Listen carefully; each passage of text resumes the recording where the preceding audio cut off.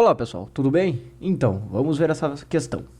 As investigações de Galileu, século XVI, sobre o movimento de queda livre foram um marco para o desenvolvimento da ciência moderna, pois contribuíram para suplantar a ciência física medieval, até então orientada amplamente pelo pensamento do filósofo grego Aristóteles, século VI a.C.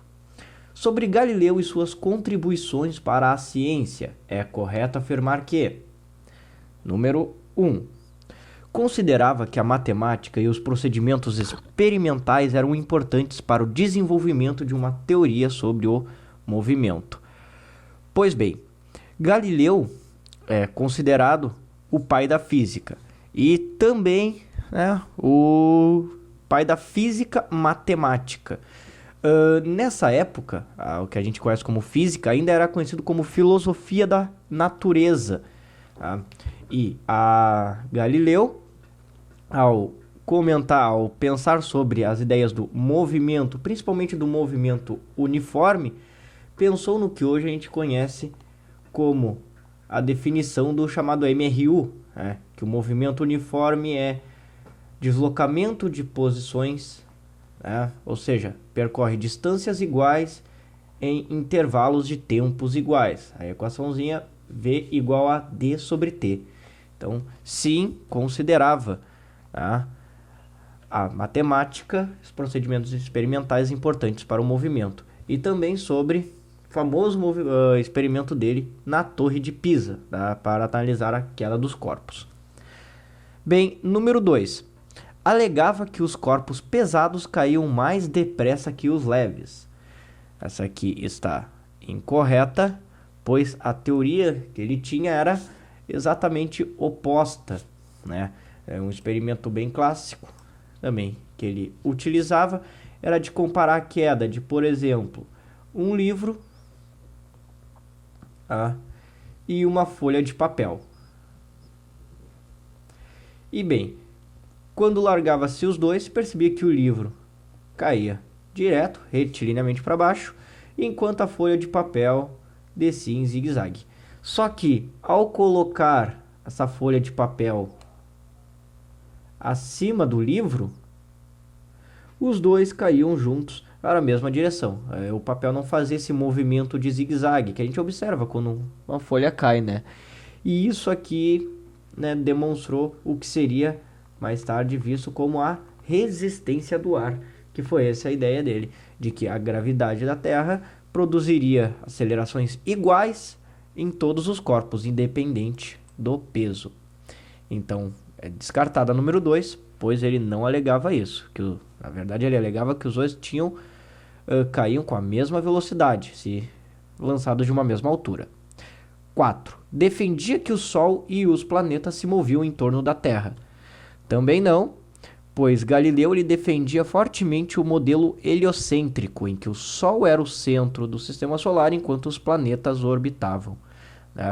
No caso, ele foi condenado à prisão perpétua devido a essa defesa da ideia, pois na época a Igreja Católica considerava o modelo heliocêntrico como herética. Pois bem, número 8. Inventou o telescópio com o objetivo de observar as luas de Júpiter. Também não, pois as luas de Júpiter não haviam sido descobertas ainda nessa época. Na verdade, com a invenção do telescópio, que Galileu conseguiu descobrir as 4 luas de Júpiter. Bem, as 4 primeiras. 16. Propôs experiências de pensamento que continham argumentos similares àqueles posteriormente presentes na lei da inércia de Newton. Bem, esse experimento imaginário consistia no seguinte: ele pensava que se tivesse um sistema de rampa e liberasse uma esfera de bronze de uma certa altura,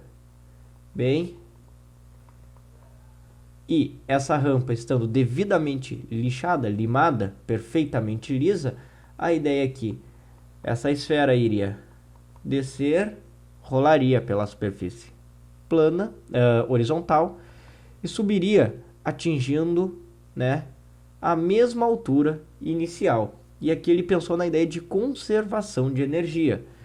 Então, a partir dessa ideia, imaginava-se o seguinte: se o sistema não perdesse energia durante o movimento, né, por isso que deveria ser imaginário, pois é um sistema ideal, essa esfera, ao cair pela rampa, teria uma certa velocidade que, não tendo nenhuma interação, né, tendo essa conservação, essa velocidade se manteria a mesma o tempo inteiro, sem mudar o módulo, direção e o sentido.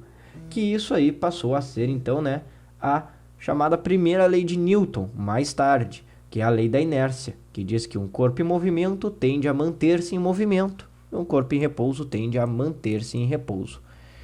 Então, a número 16 está ok também. Propôs experiências de pensamento que continham os argumentos referentes à lei da inércia. E 32 foi o primeiro a declarar que todas as substâncias existentes na Terra eram formadas a partir dos elementos água, fogo, terra e ar. Na verdade, essa teoria dos 4 elementos ela foi proposta no século V a.C. pelo filósofo grego Empédocles.